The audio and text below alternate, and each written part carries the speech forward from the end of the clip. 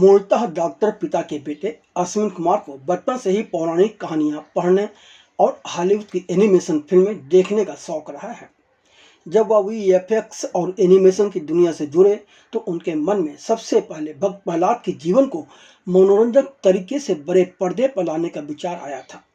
तब से इस दिशा में लगातार वह काम करते आ रहे हैं। अब अश्विन कुमार ने महाअवतार सिनेमैटिक यूनिवर्स की नींव रखते हुए अपने एनिमेटरों की टीम के साथ भगवान विष्णु के 10 अवतारों पर आधारित 7 फिल्मों की गाथा को लोगों तक पहुंचाने के साथ ही पौराणिक कहानियों के प्रति लोगों में जागरूकता पैदा करने का एक बीड़ा उठाया है।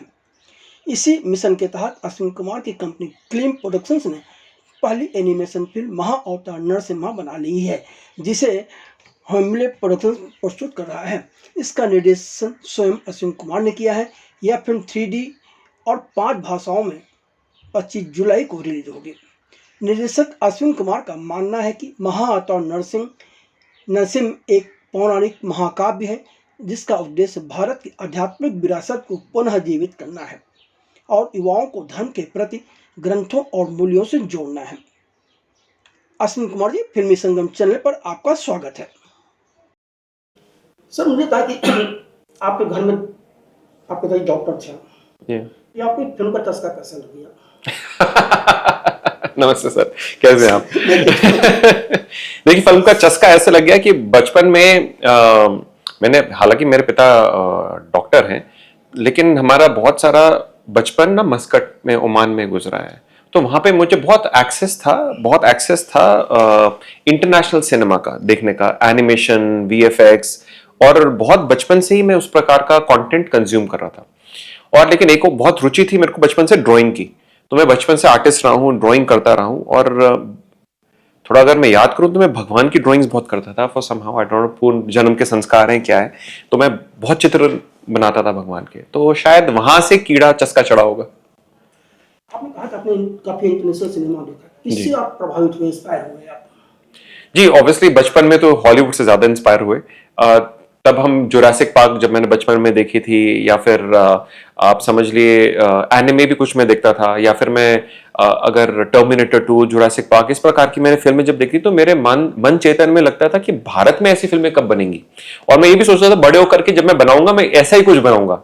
तो कहीं ना कहीं बचपन में शायद एक माइंड था। तो बट इंस्पिरेशन बहुत सारे हॉलीवुड फिल्मों से ही आई कि बट जैसे जैसे मैं बड़ा हुआ और वीएफएक्स और एनिमेशन की तरफ बढ़ा तब, और मैंने वीएफएक्स एनिमेशन के दुनिया में जब काम किया तो उसके बाद रियलाइज हुआ कि हम सिर्फ बाहर के काम कर रहे हैं और अपने खुद की home grown VFX animation industry पे कोई इस प्रकार की फिल्में नहीं बना रहा। सो विच वाज जो मेरे को काफी चुभा, तो मुझे लगा कि हमको कुछ बनाना चाहिए। आप डांस कर रहे थे, लेकिन वीएफएक्स की तरफ झुकाव कैसे हुआ, कहाँ से शुरुआत की थी आपने? देखिए, जब मेरा कॉलेज खत्म हुआ तब मैंने, मेरी बेसिक स्टडी जो है वो बिजनेस में है, लेकिन वो बिजनेस स्टडी के दौरान भी एमिटी यूनिवर्सिटी से मैं ड्राइंग ही कर रहा होता था हर क्लास के अंदर।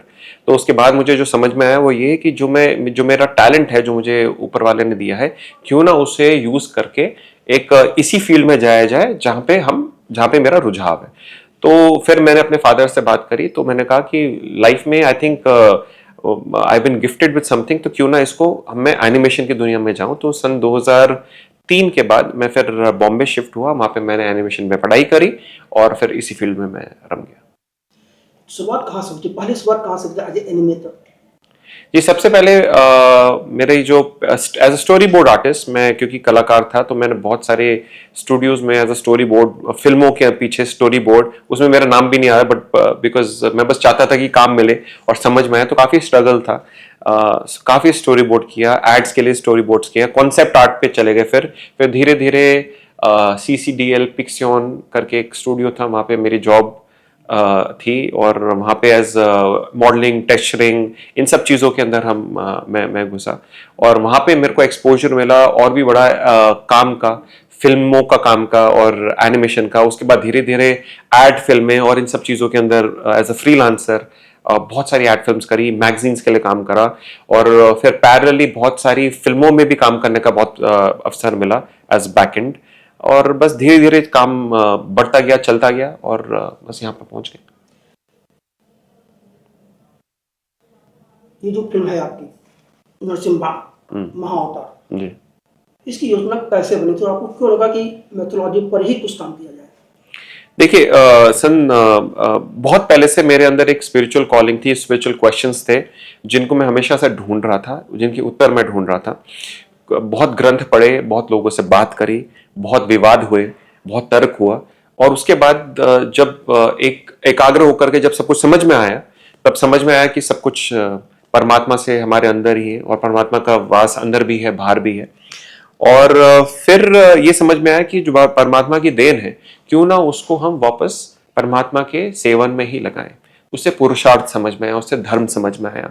तब तक समय बीत चुका था, लेकिन ये डिसीजन लेना बहुत इंपॉर्टेंट था कि जीवन में क्या करना है। तो बस एक बार इस अग्नि यज्ञ में कूद पड़े, तो फिर बस चल पड़े, और अब यहाँ पर है। आपने जब इसमें रिसर्च की सारी चीज की, जी। तो दो चीजें होती हैं। कुछ लोग कहते हैं कि ये धर्म है जी। जो सिर्फ पूजा करने की होती है, जी। कुछ लोग मानते हैं ये आपके इतिहास है मानव जीवन का। जी। आप क्या मानते हैं? जी, मैं इसे स्वधर्म मानता हूं। यदि आप एक मछली को तैराएंगे और बंदर पेड़ में चढ़ेगा, तो वो दोनों उसका स्वधर्म है। लेकिन अगर बंदर को पानी में उतारेंगे और मछली को पेड़ में चढ़ाएंगे, तो दोनों की विपत्ति हो जाएगी। तो इसलिए हर इंसान का एक अपना स्वधर्म है। यदि वो जान जाए कि वो किस चीज के लिए आया है, तो उसका लाइफ सॉर्टेड है। और ये जानने में ही पूरा पूरा जीवन निकल जाता है। मेरे पे शायद परमात्मा की कुछ कृपा हुई कि मुझे समझ में आया कि मुझे क्या करना है। तो मैं समझता हूं कि ये इंसान का स्वधर्म है। आपने विष्णु के अवतारों को ही क्यों चुना काम करने के लिए? देखिए, हमारे भगवान की, परम ब्रह्म की बहुत लीलाएं हैं इस भारतवर्ष में, और बहुत पूजा पद्धतियां हैं। और हर इंसान, हर आत्मा जो इस भारत भूमि पे है, अपने इष्ट को, अपने ईश्वर को सर्वोपरि मान करके पूजा करता है। और लेकिन हमारे जो अवतारों की जो जितनी लीलाएं हैं, आज के युग के लिए बहुत आवश्यक है, क्योंकि हर लीला कुछ ना कुछ एक आपको सीख देती है।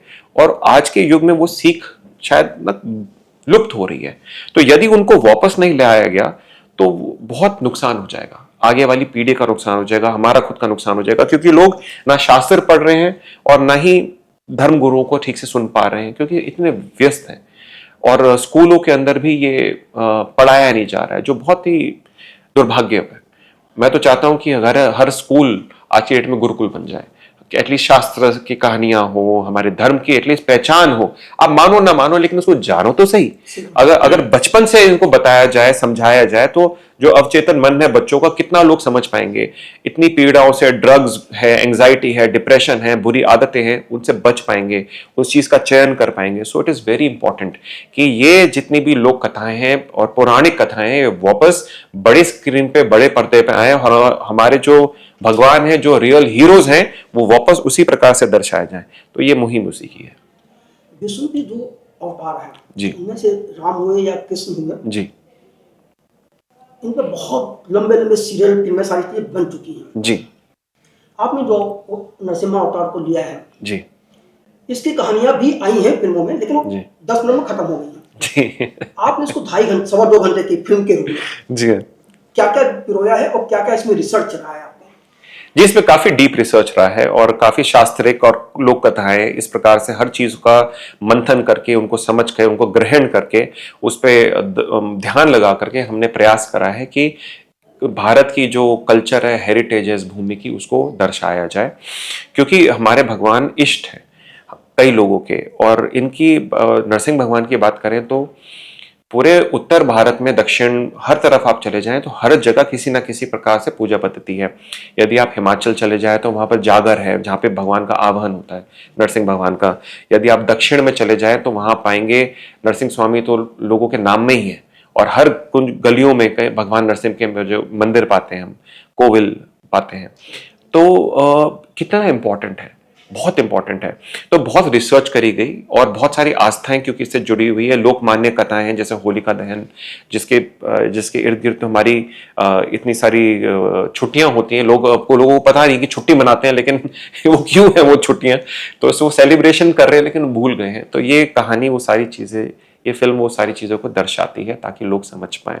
तो बहुत रिसर्च करी गई इसलिए। तो उसमें किन-किन ग्रंथों को आपने लिया, किन-किन किताबों का आप सहारा लिया आपने? जी, शास्त्र अध्ययन के माने में सबसे मूल में हमने श्रीमद् भागवतम, जिसमें दूसरा स्कंद, तीसरा स्कंद और सातवें स्कंद को रखा है, और श्रीमद् विष्णु पुराण, श्री विष्णु पुराण, श्री वराह पुराण, श्री नरसिंह पुराण, कुछ पद्म पुराण, बृहद पुराण, इन सब का मिश्रण लेकर के, क्योंकि कुछ पार्ट आपको यहाँ मिलता है, कुछ पार्ट आपको वहां मिलता है, उन सब को लेकर के हमने ये प्रयास करा है कि हम इसको पिरो पाए। और फिल्म के रिलीज के बाद ये सारी चीजें हम इसको रिवील भी करेंगे कि फिल्म का कौन सा अंग हमने कहाँ से उठाया है, ताकि जिसको कभी आगे जाकर रिसर्च करनी हो, इंस्पायर होना हो, तो उसके लिए आगे आने वाले जिज्ञासुक लोगों के लिए भी एक ये पता चले उनको। तो जो आपकी फिल्म है महाअवतार नरसिम्हा, जी, इसमें कहानी कहाँ से शुरू हो, कहाँ तक की आपने कहानी ली है? देखिए, हमारी ये फिल्म वैसे तो शुरू होती है दीति कश्यप हिरण्याक्ष के और हिरण्यकश्यप के जन्म से लेकर के स्वामी वराह स्वामी और नरसिंह भगवान के पूरे प्राकट्य लीला बीच में भक्त प्रहलाद से, लेकिन उससे भी पूर्व इसमें जय विजय का भी एक हमारा सेक्शन है, और जिसमें जय विजय जो है हमारे भगवान विष्णु के वैकुंठ लोक में 2 द्वारपाल हैं, जिनको श्रापित किया जाता है 4 कुमारों द्वारा, और किस प्रकार से उनका 3 जन्म होगा वो पूरे महाअवतार सिनेमैटिक यूनिवर्स में देख पाएंगे, जिसमें से पहला जन्म की कहानी महाअवतार नरसिम्हा में आ पाएंगे। तो इस फिल्म को देखने वाला दर्शक क्या नई बात समझेगा जो उसे नहीं पता है? जी, वो सारी तर्क जान पाएगा कि ये ऐसा क्यों है या वैसा क्यों है जो सवाल करते हैं, या फिर वो देख पाएगा कि भगवान की भक्ति का क्या क्या ताकत है, और भगवान की भक्ति श्री प्रहलाद महाराज जो शिरोमणि भक्त प्रहलाद हैं, उनकी केवल भक्ति से, उनके एक पुकार से, गुहार से किस प्रकार भगवान प्राकट्य नरसिंह स्वरूप में आ जाते हैं, वो ये जान पाएगा, और क्यों आते हैं ये भी जान पाएगा, और ये वो खुद को भी समझ पाएगा कि हम सबकी आस्था कभी ना कभी जब ठेस पहुंचती है और हमको सवाल पूछते हैं, तब हमारे पास तर्क नहीं होता, तो उन सारे तर्कों का शायद वो उत्तर भी पा पाएगा इस पर। किस तरह के तर्कों की आप बात कर रहे हैं इसमें?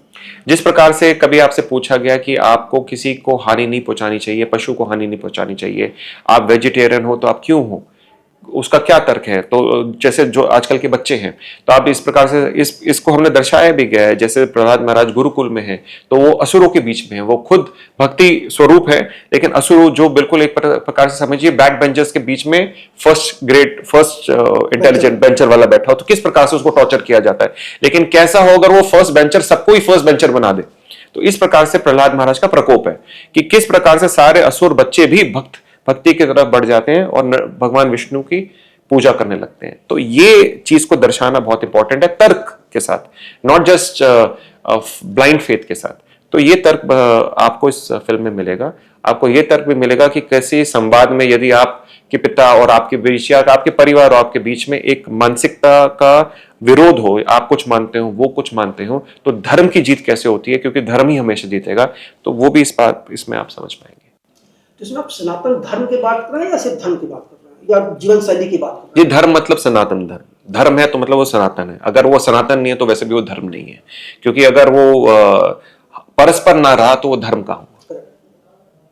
एक चीज और है, वर्तमान समय में जो नई पीढ़ी है जी, वो इन सारी चीजों को इंग्लिश के जो कॉमिक्स बुक्स होते हैं उसमें तो पढ़ लेती है जी, लेकिन उस पर वो यकीन नहीं करना चाहती, वो पश्चिमी सभ्यता और पश्चिमी चीजों में ज्यादा यकीन करती है। जी, तो इस फिल्म के माध्यम से उसका क्या बदलाव आएगा? जी, हम भी कॉमिक्स देंगे, हम भी अपनी फिलॉसफी, अपने लॉजिक्स और अपनी डिवोशन देंगे। और देखिए, दार्शनिक भेद है हमारा, बस ये प्रयास है कि हम योग दर्शन जितने भी हैं हमारे शास्त्र के, हम नवी पीढ़ी को नए माध्यम से समझा पाए, क्योंकि ऐसा नहीं है कि वो सिर्फ वेस्टर्न चीजों से इंस्पायर हो रहे हैं, वो इसलिए है क्योंकि शायद हमने वो ठीक से नहीं परोसा है, और वो समय आ गया है कि हम एक बिल्कुल गर्व महसूस करें और प्राइड महसूस करें अपने दर्शनों पे, अपने पौराणिक कथाओं पे, लीलाओं पे। और जब ये होगा वो तब होगा जब हम ये इस प्रकार से और भी प्रयास करें लोगों को ये समझाने के लिए कि ये परस्पर सनातन क्यों है। जब ये समझ में आएगा तो सब अपने आप बदल जाएगा। इसके बाद की आपकी क्या योजना है? ये पूरा सिनेमैटिक यूनिवर्स की योजना है, और ये इस प्रकार का सिनेमैटिक यूनिवर्स है जो भारत में शायद आज से पहले प्रयास नहीं किया है, अगर किया है तो आया नहीं, लेकिन हम इसको अगले 10-12 साल तक हमारी पूरी योजनाएं हैं, पूरा डिटर्मिनेशन है, जिसको हमारा लंबा ये एकाग्र तप है, यज्ञ है, जिसमें हम चाहते हैं कि सब साथ दें, सब पूरा भारत जुड़े, पूरा सनातन संस्कृति, भारत का डंका हर थिएटर, सिनेमा मंदिर बन जाए और हर स्कूल गुरुकुल बन जाए। तो इसको अपने एनिमेशन को ही क्यों हथियार बनाया? क्योंकि एनिमेशन में एक अतिशोक्ति की मुझे आज़ादी मिलती है कि मैं एग्जैजरेट कर पाऊँ, नुआंसेस कर पाऊँ, वो जो लाइव एक्शन में शायद नहीं मिलता। और एनिमेशन एक बहुत ज़्यादा यूनिवर्सल मीडियम है। अगर आप हॉलीवुड वगैरह देखें तो वहाँ पर भी पाएंगे कि एनिमेशन फिल्म्स बहुत सराही जाती हैं और बहुत लंबे अरसे तक लोग उसे उसे ग्रहण करते हैं, तो इस वजह से एनिमेशन। भारत में एनिमेशन इंडस्ट्री की क्या स्थिति है? जी, बहुत अच्छी उम्दा स्तुति है, मैं ऐसा नहीं कहूँगा, लेकिन वो स्थिति बदलने का समय आ गया है, मैं ये कहूँगा। हम अक्सर सुनते हैं कि कई विदेशी फिल्मों का वीएफएक्स इंडिया में किया गया है, जी वो काफी बहुत अच्छा हो जाता है, जी। वही लोग जब इंडियन फिल्म में काम करते हैं तो वो चीज नहीं आ पाती, क्या वजह है? देखिए, विदेशी फिल्मों के बजट भारतीय फिल्मों से 100 गुना ज्यादा होते हैं, आपको इस बात को समझना होगा। उन हमारे भारत के अंदर सबसे ज्यादा फिल्में अवश्य निकलती हैं पूरे वर्ष में, लेकिन उसके बजट शायद क्वार्टर होंगे वो जो हॉलीवुड के 10 फिल्में भी निकालती होंगी। उनकी पूरी इंडस्ट्री बहुत बड़े स्केल पे है और उनका जो प्रोसेस है वो बहुत ही स्ट्रीमलाइंड है। भारत के अंदर ये प्रोसेस और ये इंडस्ट्री स्ट्रीमलाइंड नहीं है, इस वजह से आप उसकी क्वालिटी में आप समझ सकते हैं कि वो पीछे है। लेकिन वो अब बदला जा इसलिए सकता है क्योंकि ये क्वालिटी बहुत और ये टेक्नोलॉजी बहुत ओपन हो गई है और सबको एक्सेसिबल है। तो मुझे ऐसा लगता है जिस गति से हम बढ़ रहे हैं, टेक्नोलॉजी भी उसी गति से हमारे तरफ बढ़ रही है। तो ये बहुत अगले 5 वर्ष में बदलने वाला है, और क्योंकि हर इंसान के पास जो स्किल है और जिसके पास विल है, वो इस इंडस्ट्री को बदल देगा, मुझे ऐसा यकीन है। महाकाल नरसिम्हा में जी हाँ। एनिमेशन करते समय कौन सा सीन आपके लिए कठिन रहा और कौन सा आसान रहा? देखिए, आसान कुछ नहीं था, क्योंकि हमने वो प्रयास करने का जिम्मा लिया है जो आज तक नहीं किया गया।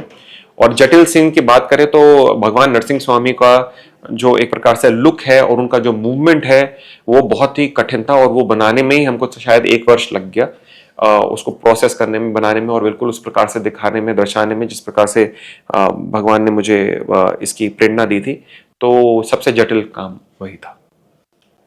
अश्विन जी, फिल्म संगे बात करने को बहुत बहुत धन्यवाद। धन्यवाद आपका, धन्यवाद आपके श्रोताओं को।